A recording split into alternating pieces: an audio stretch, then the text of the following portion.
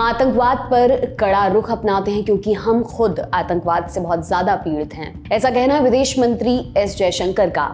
विदेश मंत्री का ये बयान तब सामने आया जब भारत ने संयुक्त राष्ट्र में गाजा में युद्ध विराम के प्रस्ताव पर वोटिंग से दूरी बना ली थी।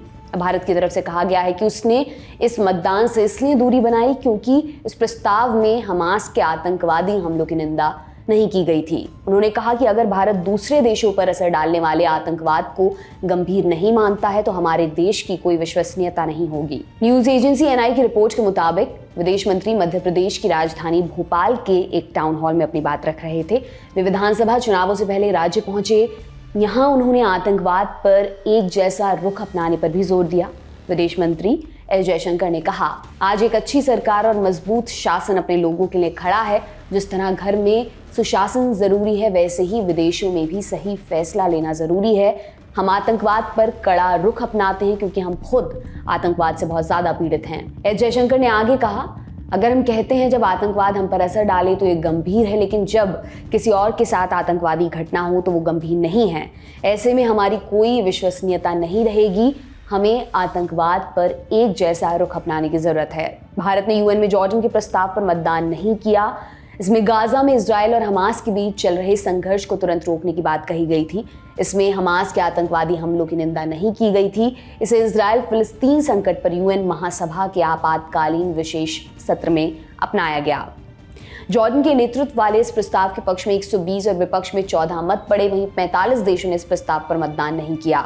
इनमें भारत, आयरलैंड, पनामा, लिथुआनिया और ग्रीस जैसे देश शामिल हैं। हालांकि भारत ने कनाडा के उस प्रस्ताव का साथ दिया जिसमें हमास के आतंकवादी हमलों की निंदा की गई थी।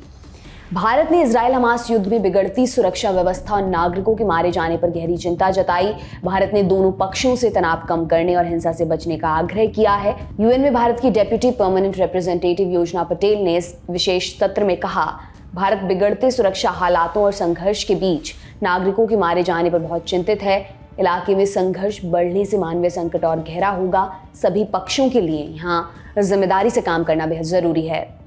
यूएन महासभा ने फिलिस्तीन में फंसे नागरिकों के लिए पर्याप्त मात्रा में लगातार और बिना किसी रोक टोक के लाइफ सेविंग सप्लाई और सुविधाएं भेजने के लिए प्रावधान की भी मांग की।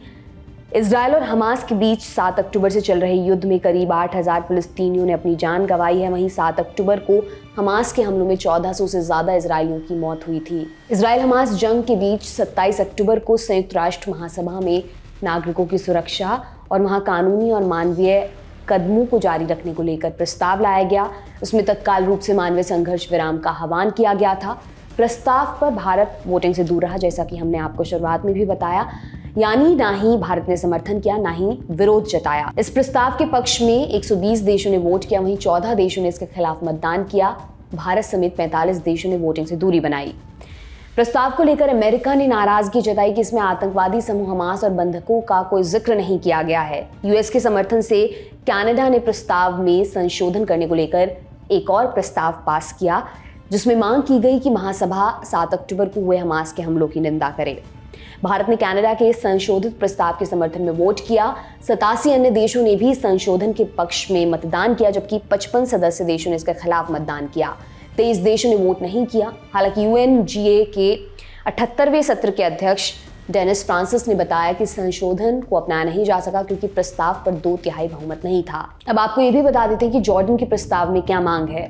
दुश्मनी खत्म करने के लिए तत्काल, टिकाऊ और निरंतर मानवीय संघर्ष विराम, पूरे गाजा पट्टी में नागरिकों को जरूरी सामान और सेवाएं बिना किसी रोक के मुहैया कराई जाए।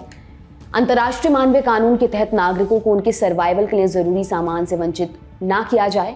फिलिस्तीनी शरणार्थियों के लिए संयुक्त राष्ट्र से राहत, रेड क्रॉस की अंतर्राष्ट्रीय समिति और अन्य सभी मानवीय संगठनों के लिए मानवीय पहुंच की मांग। सभी पक्ष अंतर्राष्ट्रीय मानवाधिकार कानून समेत दूसरे अंतर्राष्ट्रीय कानूनों के तहत अपने दायित्वों का तुरंत और पूरी तरह से पालन करें।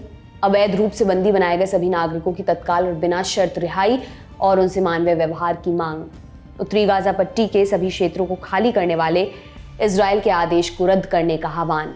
आपके लिए तमाम जानकारी लेकर आई थी हमारी साथी प्रज्ञा। मेरा नाम दिव्यांशी सुमराव है। आप देखते रहिए दी लंदन टॉप। शुक्रिया।